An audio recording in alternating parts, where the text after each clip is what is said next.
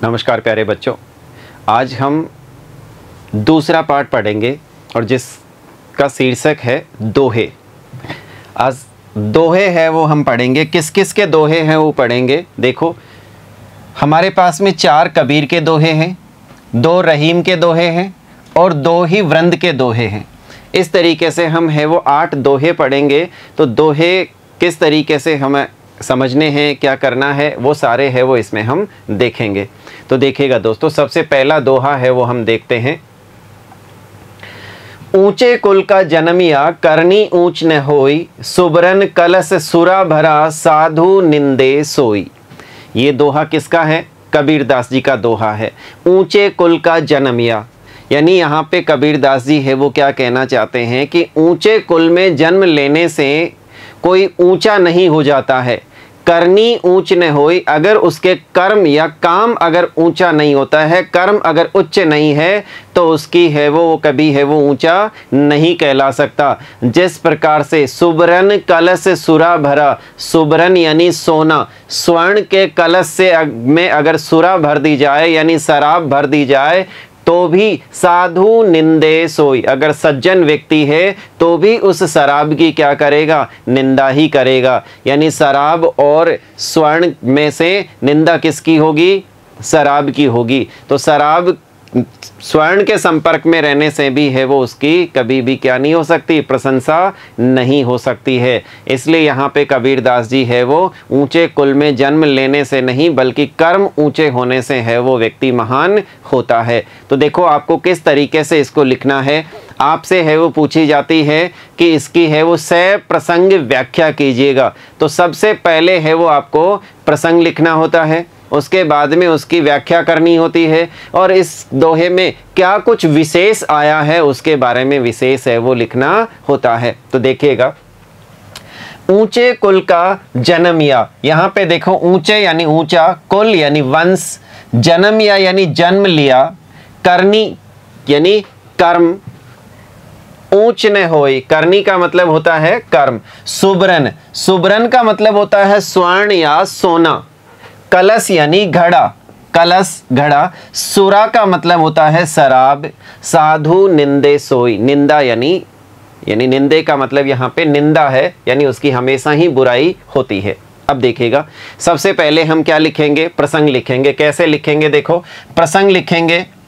प्रस्तुत दोहा, जो आपके सामने दोहा दिया हुआ है उसके बारे में आप लिखेंगे कि प्रस्तुत दोहा कबीर द्वारा रचित है। ये किसके द्वारा रचित है? कबीर के द्वारा। तो प्रस्तुत दोहा कबीर द्वारा रचित है। ये दोहे शीर्षक से अवतरित है, यानी हमारे चैप्टर का नाम क्या है? दोहे। दोहे शीर्षक से क्या है? ये अवतरित है यानी लिया गया है। इसमें कबीर ने बतलाया है कि ऊंचे कुल में जन्म लेने से कोई व्यक्ति ऊंचा नहीं हो जाता है। ऊंचा वह व्यक्ति है जो उच्च कर्म करे, तभी वह बड़ा आदमी माना जाता है, वे कहते हैं। यानी ये इसमें आपने क्या लिख दिया? प्रसंग लिख दिया। अब प्रसंग के बाद में आप क्या करेंगे? व्याख्या करेंगे। कैसे करेंगे? देखिएगा, व्याख्या। ऊंचे कुल में जन्म लेने से कोई व्यक्ति ऊंचा नहीं हो जाता, यानी ऊंचे कुल में जन्म लेने से कोई व्यक्ति ऊंचा नहीं हो जाता, अर्थात ऊंचे कुल में जन्म लेने से कोई भी व्यक्ति कभी ऊंचा नहीं हो जाता है। यदि हम ऊंचे कुल के हैं मगर हमारे कर्म घटिया है या कर्म छोटे हैं तो हमारे जन्म लेने का क्या लाभ? यानी उसका कोई मतलब नहीं है। हम सोने के उस घड़े के समान है, हम उस स्वर्ण के कलश के समान है जिसमें शराब भरी होती है। श्रेष्ठ धातु के कारण सभी सोने के घड़े की प्रशंसा करेंगे मगर शराब की सब निंदा करेंगे। शराब की कोई प्रशंसा नहीं करेगा, शराब की सभी क्या करेंगे? निंदा करेंगे।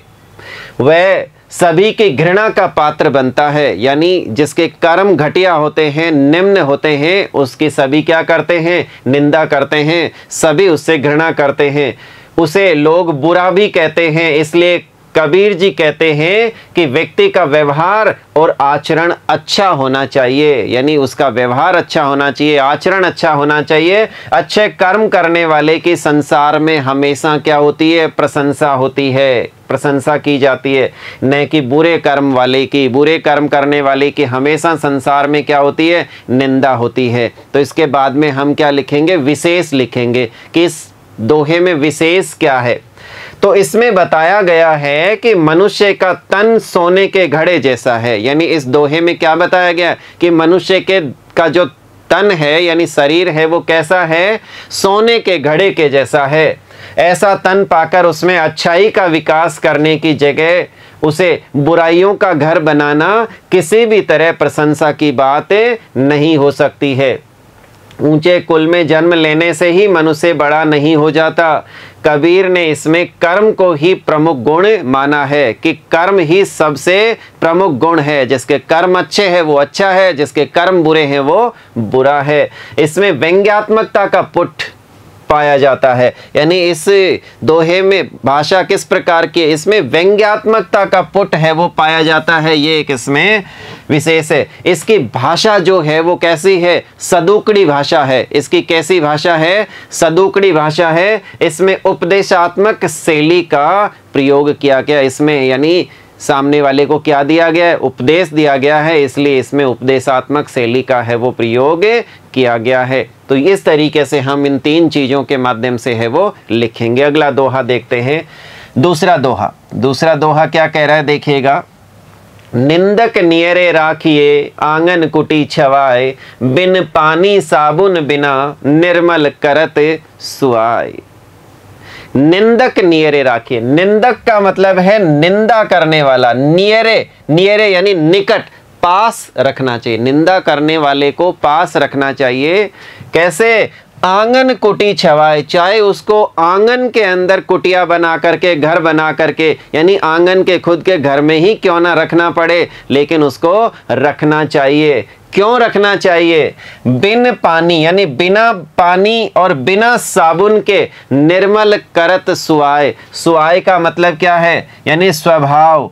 सुआए का मतलब क्या है? स्वभाव, यानी हमारे स्वभाव को, हमारे व्यवहार को कैसा बना देता है? वो निर्मल बना देता है, स्वच्छ बना देता है। ये इसमें कबीर जी कहते हैं। तो हम इसको किस तरीके से लिखेंगे देखिएगा। सबसे पहले हमें क्या लिखना है? प्रसंग लिखना है। प्रसंग, प्रस्तुत दोहा कबीर द्वारा रचित है। तो सिंपल सी, पहले में भी हमने यही देखा कि ये दोहा किसके द्वारा रचित है? कबीर के द्वारा। ये अवतरित कहाँ से किया है? दोहे शीर्षक से अवतरित किया है।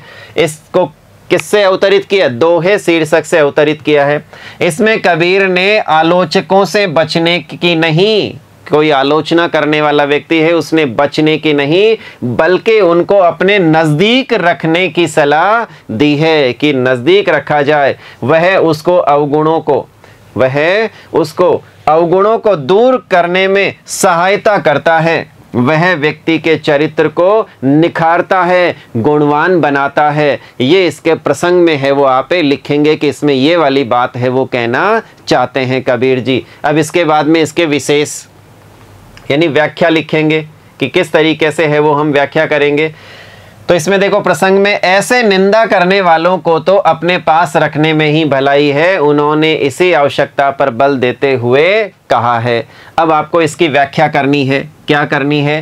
निंदक को तो आंगन में कुटी छवाकर, कुटिया बना करके अपने पास ही रखना चाहिए, क्योंकि वे साबुन, आटे व पानी के बिना ही, आटे यानी यहाँ पे जैसे बेसन होता है तो उससे, तो आटे व पानी के बिना ही व्यक्ति के स्वभाव को निर्मल बना देते हैं। किसी आटे की यानी बेसन की जरूरत नहीं है, किसी साबुन की जरूरत नहीं, किसी पानी की जरूरत नहीं, यहाँ तक पानी की भी जरूरत नहीं है। बिना इनके ही उसके स्वभाव को क्या बना देता है? निर्मल बना देता है। अर्थात पानी डालने और साबुन से धोने पर गंदगी दूर हो जाती है। कहने का तात्पर्य यह है कि निंदा करने वाला व्यक्ति पानी और साबुन के बिना ही आपके स्वभाव और चरित्र को धो धोकर निर्मल बना देता है। इस प्रकार अच्छा चरित्र बना रहेगा। इसलिए हमेशा निंदक व्यक्ति को कहाँ रखना चाहिए? पास में रखना चाहिए। अब विशेष में क्या लिखेंगे इसमें, देखो विशेष क्या बात है इसमें, कबीर ने निंदक से दूर रहने के प्रचलित रिवाज के विपरीत उससे लाभ उठाने का संदेश दिया है। यानी जो प्रचलित निंदक व्यक्ति जो है उससे दूर रहने के बजाय आपको निंदक व्यक्ति को ही क्या रखना चाहिए, पास में रखना चाहिए। निंदक नियरे में नए वर्ण की आवृत्ति, यानी निंदक नियरे नए वर्ण की बार बार आवृत्ति होने से इसमें कौन सा अलंकार है, अनुप्रास अलंकार का प्रयोग हुआ है। अनुप्रास अलंकार वो होता है जिसमें एक ही वर्ण की बार बार आवृत्ति होती है, तो उसको हम अनुप्रास अलंकार कहते हैं। निंदक के कर्म की आलोचक के रूप में कबीर ने अवधारणा की है। इसकी भाषा सरल व सहज है। इस दोहे की भाषा कैसी है, सरल एवं सहज है। उन्होंने अच्छे चरित्र पर बल दिया है, यानी अच्छे चरित्र का निर्माण कैसे हो इस पर उन्होंने बल दिया है। हमें अपनी कमियों का पता चले, हमें अपनी कमियों को बताएगा कौन, इसका हमें पता चले, इसीलिए हम उनको दूर करने का प्रयास करें और अपने यानी हमारे अंदर जो भी बुराइयां हैं उनको है वो हम दूर करें, यानी उनको किस तरीके से दूर किया जाए और अपने स्वभाव को कैसे है वो निर्मल बनाया जाए, इस पे है वो कबीरदास जी है वो फोकस करते हैं, यानी उस पे है वो जोर दे रहे हैं। देखिएगा अगला दोहा देखते हैं। तीसरा दोहा हमें क्या कह रहा है, देखिएगा, गुरु कुम्हार शीस कुंभ है, गड़ी गड़ी काढ़े खोट, अंतर हाथ सहार दे, बाहर बाहे चोट। देखो यहाँ पे गुरु के बारे में बताया है कि गुरु किस तरीके का होता है, यानी जिस तरीके से कुम्हार घड़े को बनाते समय उसे पीटता भी है और उसे सहलाता भी है, उसी तरीके से गुरु भी है, एक शिष्य को गुणवान बनाने के लिए है वो उसे डांटता भी है और उससे को प्रेरणा दे करके है वो उसको एक अच्छे स्वरूप में यानी गुणवान बनाने के लिए है वो प्रयास करता है। तो गुरु का है वो किस तरीके से है वो इन्होंने है वो बताया है। देखिएगा, गुरु कुम्हार, गुरु को कुम्हार के जैसे बताया है। शीश यानी शिष्य, शिष्य को कुंभ यानी घड़े के जैसा बताया कि गुरु कैसा है, कुम्हार के जैसा, शिष्य कैसा है, घड़े के जैसा। गड़ी गड़ी काढ़े खोट, यानी गड़ी गड़ी गढ़ करके यानी उसको बना करके उसको स्वरूप दे करके, काढ़े खोट यानी उसमें अगर कोई भी कमी है तो उसकी को है वो दूर करता है। कैसे दूर करता है,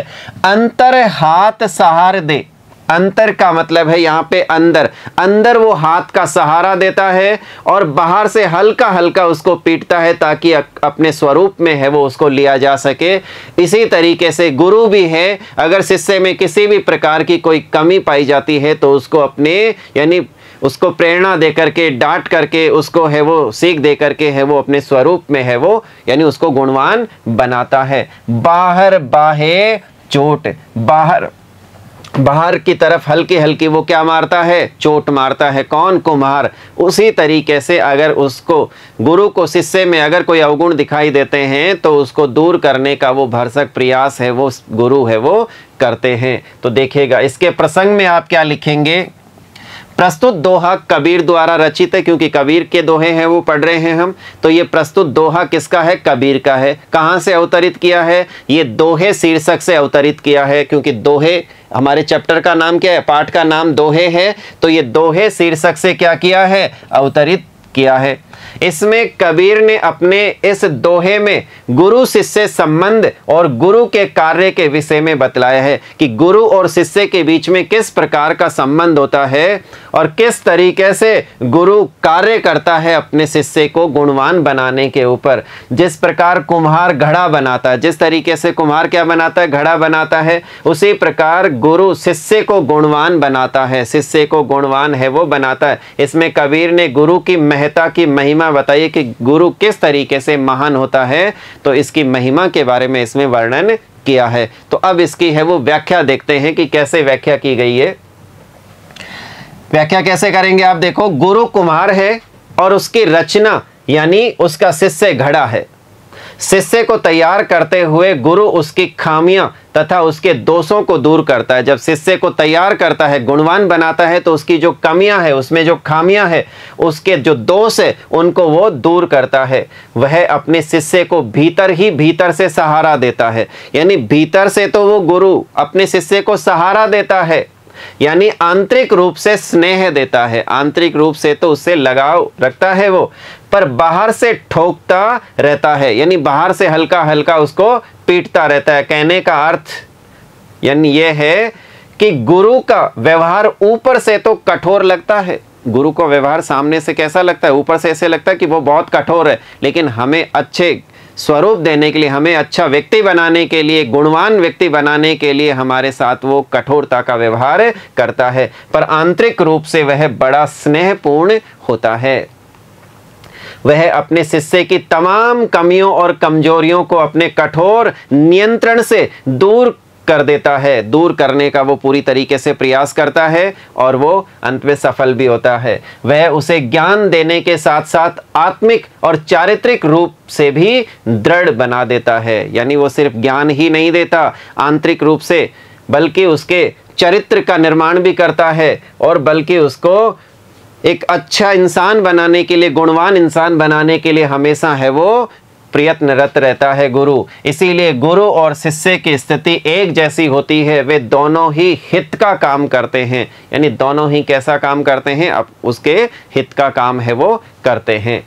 अब इसमें है वो विशेष क्या लिखेंगे आप कि कबीर ने गुरु में कुम्हार का तथा शिष्य में कुंभ का आरोपण किया है, और इसमें रूपक अलंकार का, जब हम किसी एक का दूसरे में आरोपण करते हैं तो वहां पे रूपक अलंकार होता है। यहां पे गुरु का किसमें, कुम्हार में, और शिष्य का किसमें, कुंभ में आरोपण किया है। इससे यहां पे कौन सा अलंकार है, रूपक अलंकार का प्रयोग हुआ है। गुरु के द्वारा शिष्य का कल्याण संभव है, ऐसा कबीर का मानना है कि गुरु ही शिष्य का कल्याण है वो कर सकते हैं, ये कबीर है वो मानते हैं।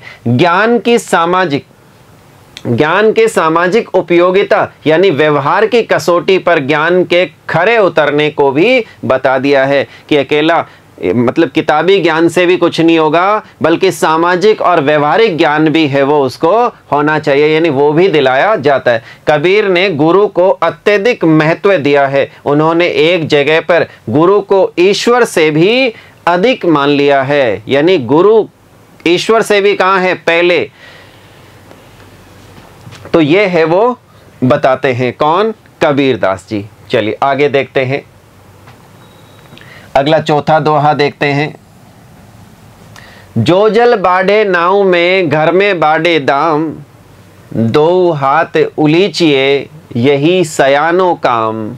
जो जल बाढ़े यानी बढ़ता है, नाव में अगर जल बढ़ने लगता है, अब नाव में कैसे जल बढ़ेगा, अगर मान लीजिएगा किसी नाव में सुराख हो जाता है, छेद हो जाता है, और उस छेद के माध्यम से अगर उसमें पानी घुसने लगता है तो क्या करना चाहिए, उस जल को यानी पानी को बाहर की तरफ उलीचना चाहिए। उलीचना का मतलब है फेंकना, यानी उस जल को क्या करना चाहिए, बाहर की तरफ फेंकना चाहिए। इसी प्रकार घर में बाढ़े दाम, घर में आवश्यकता से अधिक अगर धन हो जाता है, संपत्ति हो जाती है, तो उसको भी खुले हाथ से है वो क्या करना चाहिए, दान कर देना चाहिए। अगर आवश्यकता से अधिक संपत्ति होगी तो उस घर का क्या हो जाएगा, विनाश हो जाएगा, यानी बुरे उसमें यानी व्यसन है वो आ जाएंगे घर के लोगों के अंदर, यानी गलत संगत, गलत तरीके से उसका है वो यूज किया जाएगा। इसलिए है वो धन भी अगर अधिक बढ़ जाता है तो उसको भी है वो दान स्वरूप है वो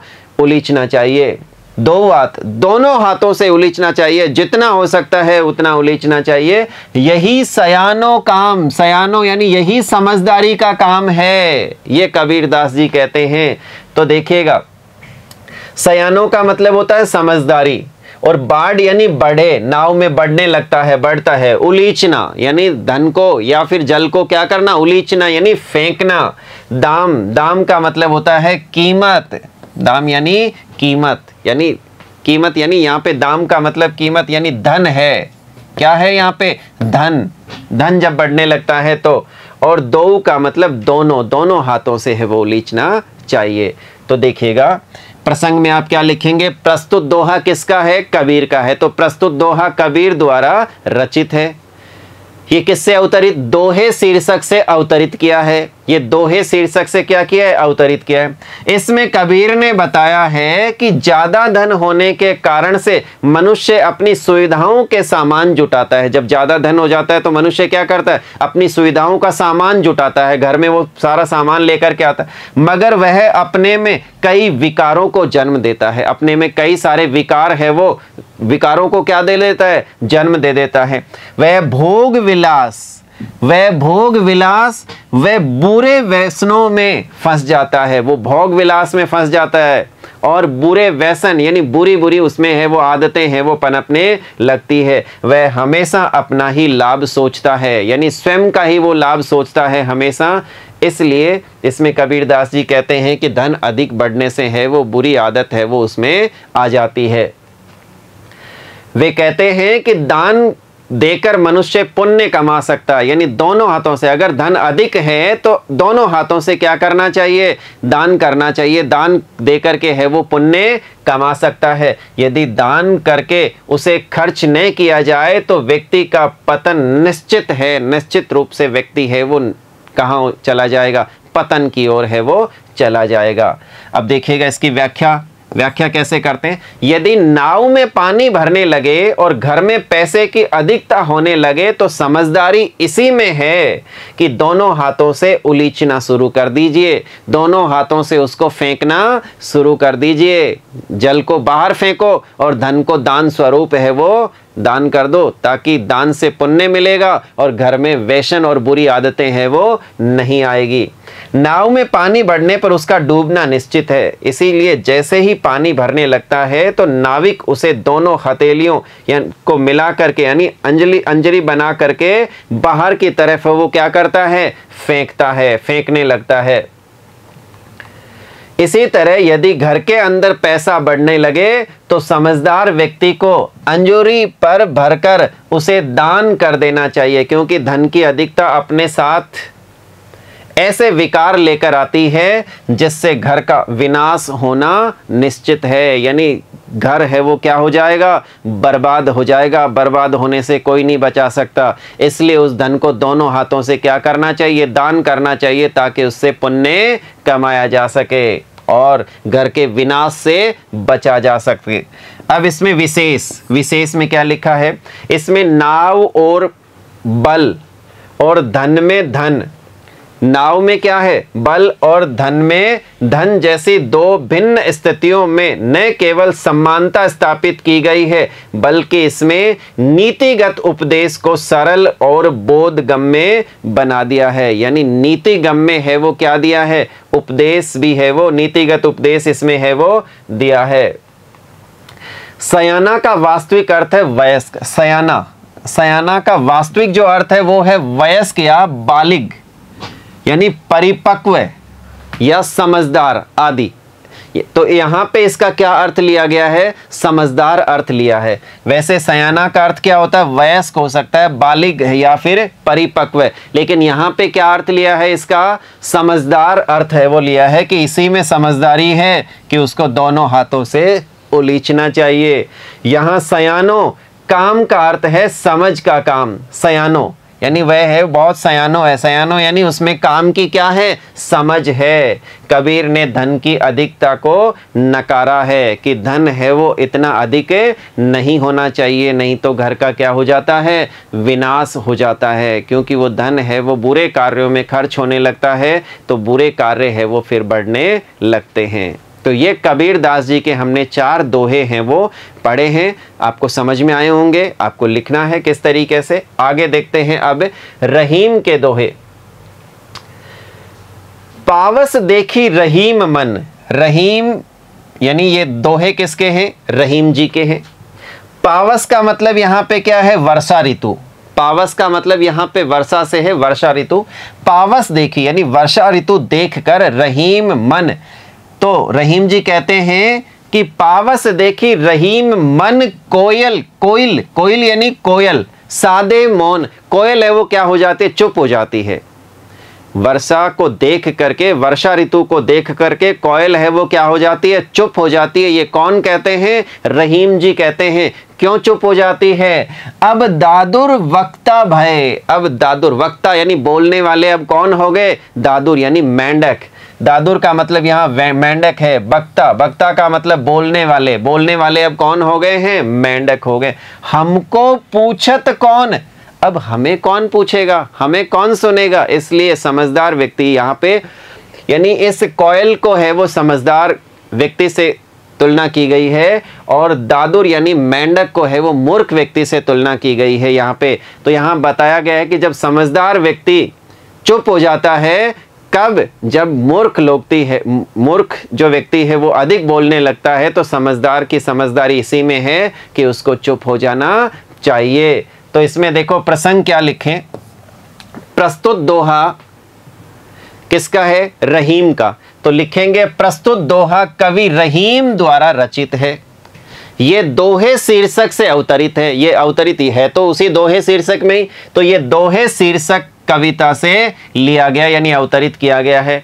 इसमें कवि ने कोयल को ज्ञानवान व्यक्ति, यानी कोयल को किस रूप में बताया है, ज्ञानवान व्यक्ति के रूप में, और मेंढक को शोर शराबा, मेंढक को शोर शराबा करके ध्यान खींचने वाला यानी एज ए मूर्ख से है वो यहाँ पे तुलना की है। तो प्रतीक के रूप में प्रस्तुत किया है। मेंढक जब एक साथ टर्राते हैं, उनका टर्राना सुनने में बड़ा ही अरुचिकर लगता है। यानी जब एक साथ में मेंढक टर्राते हैं तो वो है वो रुचिकर नहीं होता, लेकिन कोयल अगर बोलती है तो वो रुचिकर होती है, यानी अच्छी है वो लगती है। लेकिन जब मेंढक टरटराने लगते हैं यानी बोलने लगते हैं तो कोयल क्या हो जाती है, चुप हो जाती है। यानी जब मूर्ख व्यक्ति बोलने लगे तब समझदार व्यक्ति को क्या हो जाना चाहिए, चुप हो जाना चाहिए। इसमें रहीम दास जी ये है वो बात कहना चाहते हैं। तो प्रसंग में है वो सबसे पहले आप ये बात लिखेंगे। उस शोर में सभी आवाजें, यानी जो वो शोर है उस शोर में सभी आवाजें दब जाती है। किस शोर में, जब मेंढक टरटर आने लगते हैं तो उस शोर में सभी आवाजें हैं वो दब जाती है। इसी को बतलाते हुए कवि कहता है, यानी अब रहीम जी क्या कहते हैं, व्याख्या देखिएगा। पावस यानी वर्षा ऋतु, पावस के आने पर कोयल अपने मन में यह विचार करके चुप्पी साध लेती है कि अब तो मेंढक वक्ता हो गए हैं, अब तो मेंढक है वो बोलने लगेंगे, इसलिए मुझे क्या हो जाना चाहिए, चुप हो जाना चाहिए। अब हमें कौन पूछेगा, अर्थात अब हमारी कद्र कौन करेगा। कहने का तात्पर्य यह है कि अज्ञानी लोग अपना महत्व दिखाने यानी दर्शाने के लिए बढ़ चढ़कर बातें करते हैं, मगर विद्वान लोग ज्ञानपूर्ण बातें करते हैं। विद्वान लोग क्या बातें करते हैं, ज्ञानपूर्ण है वो बातें करते हैं। कोयल हमेशा मौन धारण नहीं करती, कोयल हमेशा मौन धारण नहीं करती। वह ऋतु बदलने पर, यानी जैसे ही वर्षा ऋतु आती है, मेंढकों के यानी वर्षा ऋतु आती है तो वो चुप हो जाती है, और जैसे ही वर्षा ऋतु चली जाती है यानी मेंढकों के चुप होने के बाद ही बोलती है। यानी मेंढक जब चुप हो जाते हैं तब वापस से वो कोयल बोलने लगती है। तो मेंढकों के चुप होने के बाद ही बोलती है। वसंत ऋतु में कोयल अपना पंचम स्वर में संदेश देती है। स्पष्ट है कि विद्वान का मौन उतने समय तक के लिए होता है जितने समय तक मूर्ख अपना राग अलापते रहते हैं। उसके बाद ही विद्वान बोलते हैं। उनकी बातों में ज्ञान और हित के साधने की बातें होती है। स्पष्ट है कि विद्वान अनुकूल अवसर पर ही अपनी विद्वता का प्रदर्शन करता है। मूर्खों के जैसे बिना किसी औचित्य के कोई बात नहीं कहते हैं। तो अब देखो इसके विशेष में क्या लिखेंगे आप कि इसमें कवि ने कोयल एवं मेंढक के अप्रत्यक्ष अर्थ में मूर्ख एवं विद्वान की विशेषताओं को रेखांकित किया है। यहाँ पे कोयल किसका प्रतीक है, कोयल विद्वान का प्रतीक है, और मेंढक किसका प्रतीक है, यहाँ पे मूर्ख का प्रतीक है। तो कोयल और मेंढक के माध्यम से है वो विद्वान और मूर्ख के बारे में, मूर्ख की बातों को यहाँ पे रेखांकित, यानी उनकी क्या विशेषताएं होती है उनको रेखांकित किया है। इसके अर्थ में भिन्नता है। इसके अर्थ में क्या है, भिन्नता। इसलिए यहां अन्योक्ति अलंकार है। यहां पे अर्थ में भिन्नता होने से यहां पे कौन सा अलंकार है? अन्योक्ति, यानी बात कही कुछ जा रही है और वास्तविक इसका स्वरूप अलग है, इसीलिए इसको अन्योक्ति अलंकार में रखा जाएगा। अब दादुर वक्ता भय में वक्ता शब्द में व्यंजना का सौंदर्य है। कवि ने वक्ता भय को नए प्रयोग के रूप में नया अर्थ दिया है। भाषा इसकी क्या है? ब्रज है, यानी रहीम जी ब्रज भाषा में लिखते हैं, कबीर सदुकड़ी भाषा में लिखते हैं। तो कबीर के दोहों की जो भी भाषा है वो कैसी है? सदुकड़ी भाषा है। रहीम जी के दोहे की कैसी भाषा है? ब्रज भाषा है। तो ये याद रखना है आपको, विशेष में है वो लिखेंगे आप। दूसरा दोहा देखते हैं रहीम जी का। खेर खून खांसी खुशी बेर प्रीति मदपान, रहीमन दाबे ना दबे जानत सकल संसार। खेर यानी जो खेर का वृक्ष होता है, यानी खेरी का जो वृक्ष होता है वो, खून यानी रक्त, खांसी यानी जो खांसी होती है उसको आप दबा नहीं सकते, खुशी, खुशी चेहरे से झलक जाती है, खुशी को आप है वो छुपा नहीं सकते ज़्यादा समय के लिए। वेर यानी दुश्मनी, अगर किसी व्यक्ति के प्रति दुश्मनी है तो उसको भी ज़्यादा समय तक आप है वो रख नहीं सकते। प्रीति यानी प्रेम भाव अगर किसी से है तो उसको भी ज़्यादा दिन है वो छुपाया नहीं जा सकता। और मदपान, शराब पिया हुआ कोई व्यक्ति है तो वो भी उस शराब के नशे को छुपा नहीं सकता, मद को है वो छुपा नहीं सकता।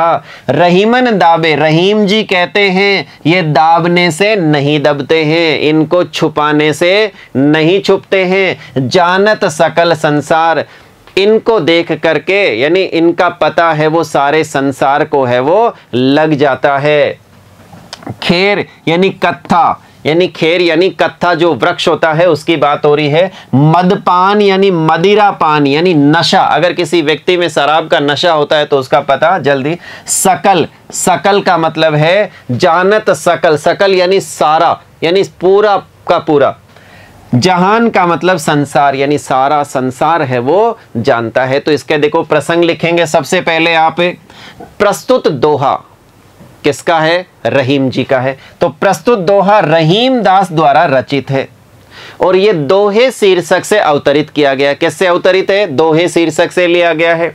इसमें कवि मनुष्य के शारीरिक विकारों एवं व्याधियों का वर्णन किया। शारीरिक जो शरीर के विकार है, जो व्याधियां है यानी जो आदि है, उनके बारे में है वो बताते हैं। इनमें 8 चीजों या फिर 8 बातों का उल्लेख किया है, ये दबाने से भी नहीं दबते। कवि कहते हैं ये 8 चीजें ऐसी है जिसको आप दबा नहीं सकते। यानी 8 मतलब खेर यानी जो कत्था है उसको आप दबा नहीं सकते, इसका पता लग ही जाएगा। खून, खून का पता लग जाएगा, खून को दबा नहीं सकते। खांसी, खांसी को कितना ही छुपाने की कोशिश करो उसका पता लग जाएगा कि इस व्यक्ति को खांसी है। खुशी, खुशी जो अगर चेहरे से है वो खुशी झलकती है, इसलिए खुशी ज़्यादा समय तक छुपा नहीं सकते आप। वेर, दुश्मनी को ज़्यादा समय नहीं छुपा सकते। और प्रीति यानी प्रेम भाव जो है उसको भी आप ज़्यादा समय छुपा नहीं सकते। मदपान यानी नशा, इसको भी यानी इनको दबाए है वो दब नहीं सकते हैं। तो इनके बारे में रहीम जी क्या कहते हैं देखिएगा, व्याख्या किस तरीके से करेंगे आप। खेर, खेर यानी कत्था, खून, खांसी, खुशी, बेर, बेर यानी दुश्मनी, प्रीति अर्थात प्रेम, प्रेम भाव जो है, मद और मदपान यानी मद यानी शराब पी हुई है अगर, यानी नशीली अगर कोई चीज का सेवन किया हुआ है तो उसका तुरंत पता है वो लग जाएगा, आप उसको छुपा नहीं सकते। रहीम कहते हैं कि ये 8 दबाने से नहीं दबते यानी उबर ही जाते हैं। कहने का तात्पर्य यह है कि दुनिया जानती है कि इन 8 को छिपाया नहीं जा सकता। ये सभी बातें समय आने पर अपने आप ही प्रकट हो जाती है, अपने आप ही प्रकट हो जाती है, इसको प्रकट करने की आवश्यकता नहीं होती है। इसी तरह से किसी के प्रति प्रेम का भाव ही आंखों की चमक, बोलने के तरीके और व्यवहार से प्रकट हो जाता है। उसकी चाल ढाल उसका बोलने का तरीका अपने आप ही शराब पीने की बात जाहिर कर देता है। कहने का तात्पर्य यह है कि किसी भी बात को छिपाया नहीं जा सकता। अगर किसी में प्रेम भाव है किसी के प्रति तो उसकी आंखों की चमक देख के पता लग जाएगा, बोलने के तरीके से, व्यवहार से पता लग जाएगा। और अगर कोई शराब पिया हुआ व्यक्ति है तो उसके चाल ढाल से, बोलने के तरीके से स्वाभाविक पता लग ही जाएगा कि इसने किसी प्रकार का कोई नशा कर रखा है। तो ये है वो इसकी व्याख्या करेंगे। अब इसमें विशेष क्या लिखेंगे? विशेष में आप लिखेंगे इस दोहे में जानत सकल जहान। जानत सकल जहान का प्रयोग दोहे के अर्थ के अनुरूप है। दोहे का जो अर्थ है उसी के अनुरूप है वो इसमें इसका प्रयोग किया। किसी भी बात को छिपाया नहीं जा सकता। बात कवि आठों का वर्णन करके सिद्ध करना चाहता है। खेर खून खांसी में ख वर्ण की आवृत्ति, खेर खून खांसी यानी ख वर्ण की बार बार आवृत्ति हो रही है। इसका मतलब यहाँ पे कौन सा अलंकार है? अभी हमने देखा था पहले भी कि एक ही वर्ण की बार बार आवृत्ति होती है तो वहां पे अनुप्रास अलंकार होता है। तो यहाँ पे अनुप्रास अलंकार का प्रयोग हुआ है। इसमें ब्रज भाषा का प्रयोग है, ये स्वाभाविक है। रहीम दास जी का अगर कोई दोहा है तो उसमें आप कौन सी भाषा लिखेंगे? ब्रज भाषा। तो इसमें किस भाषा का प्रयोग हुआ है? ब्रज भाषा का प्रयोग हुआ है। तो दो दोहे हैं वो किसके लिए गए हैं? रहीम दास जी के। अब जो दो दोहे बचे हैं वो किसके हैं? वृंद के हैं, कवि वृंद के हैं। तो देखते हैं, ये बहुत ही प्रसिद्ध दोहा है जिसको है वो आप आम तौर पे है वो सुनते होंगे। करत करत अभ्यास ते जड़मति होत सुजान, रसरी आवत जात ते सिल पर परत निशान। करत करत, करत यानी करते करते, अभ्यास करते, बार बार अभ्यास करने से जड़ मति, जड़ यानी जो मति का मतलब बुद्धि, जड़ बुद्धि यानी बिल्कुल जिसमें बुद्धि नहीं है यानी मूर्ख है, तो जड़मति हो तो सुजान, उसकी बुद्धि भी कैसी हो जाएगी? सुजान। सुजान का मतलब क्या है? समझदार यानी चतुर हो जाएगा। बिल्कुल मूर्ख व्यक्ति भी चतुर हो जाएगा अगर बार बार अभ्यास करेगा। किस प्रकार? रसरी आवत जात ते, रस्सी, किसी रस्सी जो है वो आते और जाते, बार बार अगर रस्सी आती और जाती है तो सिल पर परत निशान, सिल यानी सिला पर यानी पत्थर के ऊपर क्या बन जाता है? निशान बन जाता है। जब बार बार रस्सी आती जाती है तो सिला पर निशान बन जाता है। उसी तरीके से बार बार अभ्यास करने से मूर्ख व्यक्ति भी क्या बन जाता है? समझदार बन जाता है। तो इसका देखो आप प्रसंग कैसे लिखेंगे। सबसे पहले प्रस्तुत दोहा कवि वृंद द्वारा रचित है। इसमें कवि ने यह बताया है कि मनुष्य निरंतर अभ्यास से क्या नहीं कर सकता। अगर मनुष्य निरंतर अभ्यास करे तो क्या नहीं कर सकता? इस दुनिया में कोई कार्य है वो असंभव नहीं है, मगर उसमें लगन होनी चाहिए। उसमें यानी इसमें व्यक्ति के लिए कुछ करने पर बल दिया गया कि व्यक्ति को कुछ करना चाहिए और करने के लिए उसको बार बार क्या करना चाहिए? अभ्यास करना चाहिए। अभ्यास करने से वो किसी भी कार्य को है वो कर सकता है। यानी लगन के साथ में अभ्यास है वो अगर करे तो किसी भी कार्य यानी असंभव कार्य को भी वो क्या बना सकता है? संभव बना सकता है। तो प्रसंग में है वो आप लिखेंगे। अब इसके बाद में व्याख्या करेंगे। आप कैसे करेंगे? देखो व्याख्या, निरंतर अभ्यास करने से मूर्ख व्यक्ति भी चतुर और ज्ञानवान बन जाता है। यानी निरंतर बार बार अभ्यास करने से मूर्ख व्यक्ति भी क्या बन जाता है? चतुर बन जाता है यानी चालाक बन जाता है, यानी ज्ञानवान, चालाक नहीं ज्ञानवान है वो बन जाता है। ठीक उसी तरह जैसे रस्सी के निरंतर यानी बार बार आने और जाने से पत्थर पर उसका निशान बन जाता है। बार बार आने जाने से पत्थर पर उसका निशान बन जाता है। पत्थर पर निशान बनने की बात तो आंखों से देखी जा सकती है। कहने का तात्पर्य यह है कि जिस तरह पत्थर जैसी कठोर चीज में भी लगातार आने जाने से रस्सी यानी लगातार रस्सी के आने जाने के प्रभाव यानी रस्सी जो है उस पर प्रभाव छोड़ देती है, यानी उसके निशान है वो बन जाते हैं। उसी प्रकार निरंतर अभ्यास दिमाग पर अपना प्रभाव जरूर छोड़ता है। यानी किसी भी व्यक्ति को यानी और ज़्यादा प्रखर और ज़्यादा बुद्धिमान बनाने के लिए अभ्यास है वो जरूरी है। यानी स्थिति में परिवर्तन लाता है, स्थिति में निश्चित तौर पे परिवर्तन करता ही है। वह अपना निशान अंकित कर देता है। ज्ञानी होने से अभ्यास के द्वारा मूर्खता दूर होती है। यानी बार बार अभ्यास करने से मूर्ख व्यक्ति भी क्या हो जाएगा? ज्ञानी हो जाएगा। अर्थात व्यक्ति के दिमाग में बुद्धि के लक्षण आने लगते हैं। इस अभ्यास के करते रहने से बुद्धि निरंतर विकसित, अगर कोई बुद्धिमान भी है, अगर और ज़्यादा वो निरंतर प्रयास करे, अभ्यास करे, तो और तेज तीव्र बुद्धि यानी प्रखर बुद्धि है वो हो जाएगा। और मूर्ख व्यक्ति भी चतुर और ज्ञानी बन जाता है। कवि का कथन है कि निरंतर अभ्यास करते रहने से व्यक्ति चतुर और विद्वान बन ही जाता है। ये है वो, इसकी आप व्याख्या करेंगे। इसके बाद प्रसंग लिखेंगे। विशेष में क्या लिखेंगे? जड़मति से सुजान बनने की प्रक्रिया के लिए दैनिक व्यवहार के उदाहरण सिल पर परत निशान का प्रयोग किया गया है। इसमें देखो स्वाभाविक विशेष क्या कि जड़मति से सुजान बनने की प्रक्रिया के लिए दैनिक व्यवहार का एक उदाहरण लिया है, जैसे सिल पर परत निशान। इसीलिए यहां दृष्टांत अलंकार है। यहां पे कौन सा अलंकार है? दृष्टांत अलंकार है, क्योंकि एक बात को समझाने के लिए उसके लिए एक उदाहरण लिया गया है। एक लाइन में बात कही गई है और दूसरे में उदाहरण लिया गया है, तो उसी को हम दृष्टांत अलंकार में रखते हैं। करत करत आवत जात ते पर परत, यानी देखो करत करत में कै वर्ण की बार बार आवृत्ति हो रही है। आवत जात ते यानी तय तय तय वर्ण की बार बार आवृत्ति हो रही है। पर परत तो पर में पै और पै वर्ण की बार बार आवृत्ति हो रही है। इससे यहाँ पे कौन सा अलंकार है? अनुप्रास अलंकार है। यहाँ पे कौन सा अलंकार है? अनुप्रास अलंकार। इस दोहे की भाषा कैसी है? ब्रज भाषा है। यानी वृंद का जो दोहा है, वृंद ने भी जो दोहे लिखे वो कौन सी भाषा में लिखे? ब्रज भाषा में लिखे। इसलिए रहीम जी के दोहे कौन सी भाषा के हैं? ब्रज भाषा के। वृंद के दोहे कौन सी भाषा के हैं? ब्रज भाषा के। कबीर के दोहे कौन सी भाषा के हैं? सदुकड़ी भाषा के हैं। ये बात आपको याद रखनी है। तो अंतिम दोहा है वो हम देखते हैं।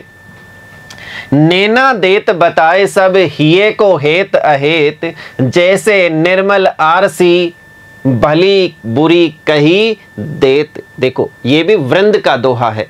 अंतिम दोहा है। नैना यानी नयन, आंखें, देत बताई यानी आंखें सब बता देती है। नैना देत बताए सब, आंखें सब बता देती है। हिये यानी हृदय को हेत यानी हृदय के अंदर उसकी हेत यानी अपनत्व की भावना है या अहेत नहीं है। हेत है या नहीं है, अपनत्व की भावना है या नहीं है, ये है वो कौन बता देता है? उसकी आंखें बता देती है। जैसे निर्मल यानी स्वच्छ, आरसी का मतलब होता है दर्पण, जो बिल्कुल साफ दर्पण होता है। साफ दर्पण में अगर कुछ देखा जाता है तो स्पष्ट बता देता है। यानी भली बुरी कही देत यानी भला है बुरा है कैसा दिख रहा है वो स्पष्ट रूप से जैसे दर्पण दिखा देता है, वैसे ही किसी व्यक्ति की आंखें हैं वो ये बता देती है कि किसी से कितना है वो हेत है या अहेत है। अब देखिएगा नैना का मतलब क्या है? यहाँ पे आंखें हैं। बताए का मतलब बता देती है यानी बता देना। हिये का मतलब होता है हृदय। हिये का मतलब क्या है? हृदय। हेत अहेत, हेत यानी भला या बुरा, हेत अहेत। जैसे निर्मल आरसी यानी आरसी का मतलब है दर्पण। आरसी का मतलब क्या है? यहाँ पे दर्पण। कही यानी कहना, कही यानी कहना। तो इस तरीके से देखना। इसका प्रसंग क्या लिखेंगे? प्रस्तुत दोहा किसके द्वारा रचित है? वृंद के द्वारा रचित है। ये कौन से शीर्षक से अवतरित किया गया है? ये दोहे शीर्षक से अवतरित किया गया है। ये दोहे शीर्षक से लिया गया है। अब इसमें कवि क्या बताना चाहता है? आदमी की आंखें उसकी बातों से भी अधिक बहुत कुछ कह देती है। यानी अगर वो मुंह से बातों से कुछ कहे या नहीं कहे, उसकी आंखें बहुत कुछ कह देती है। ये कौन कह रहे हैं? वृंद कह रहे हैं। शीशा यानी दर्पण को आदमी का, यानी जैसे शीशा होता है, शीशा को आदमी का आईना कहा गया है। आदमी को क्या कहा गया है? आईना कहा गया है, क्योंकि वह जो जैसा है अच्छा या बुरा उसे प्रतिबिंबित कर देता है। यानी दर्पण के सामने अगर आदमी खड़ा रहता है तो वो कैसा दिखता है, दर्पण उसको उसी स्वरूप में दिखाता है, स्पष्ट रूप से। कोई उसके साथ में है वो यानी भेदभाव है वो नहीं करता है, यानी सब कुछ स्पष्ट रूप से है वो बता देता है। कवि ने इस दोहे में यही बात है वो कहना चाहिए है। तो इसकी व्याख्या करेंगे, कैसे करेंगे देखिएगा। व्याख्या में आप लिखेंगे, आदमी के नयन यानी आंखें उसके हृदय में विद्यमान हित या अहित, यानी उसके हृदय में हित या अहित जो भी है उसके भाव को पूरी तरह व्यक्त कर देता है। ठीक उसी तरह जैसे स्वच्छ आरसी यानी जो स्वच्छ दर्पण है वो भले या बुरे रूप रंग को व्यक्त कर देता है। कहने का तात्पर्य यह है कि आदमी की आंखों में उसके मन के भावों का पता चल जाता है। प्रेम करने वाला की आंखों में चमक होती है, अगर उसे क्रोध है तो आंखें लाल हो जाती है, अगर शोक है तो आंसू उमड़ आते हैं। यानी आंखें हैं वो सब कुछ बता देती है, उसके व्यवहार को बता देती है। आंखें ही व्यक्ति के मन के भाव को पहले प्रकट करती है। आंखें जो है वही मन के जो भाव है उसको पहले प्रकट करती है। वो मुख से, शब्दों से वो बाद में कहता, अपनी बात से वो बाद में बताता है, बल्कि आंखों से पहले ही पता चल जाता है। तो ये बात है वो कवि वृंद है वो इसमें कहना चाहते हैं। अब देखो विशेष में क्या लिखे? कवि इस दोहे में यह बताना चाहता है कि आंखें मनुष्य के हृदय के भावों को प्रकट कर देती है। आंखें हैं वो मनुष्य के जो हृदय है उसके भावों को क्या कर देती है? प्रकट कर देती है। हम उन्हें देखकर समझ सकते हैं कि हम हमारे प्रति कौन कैसा भाव रखता है। हम किसी सामने वाले की आंखों को देख करके ये पता कर सकते हैं कि वो हमारे प्रति किस प्रकार का भाव है वो रखता है, अच्छा या बुरा।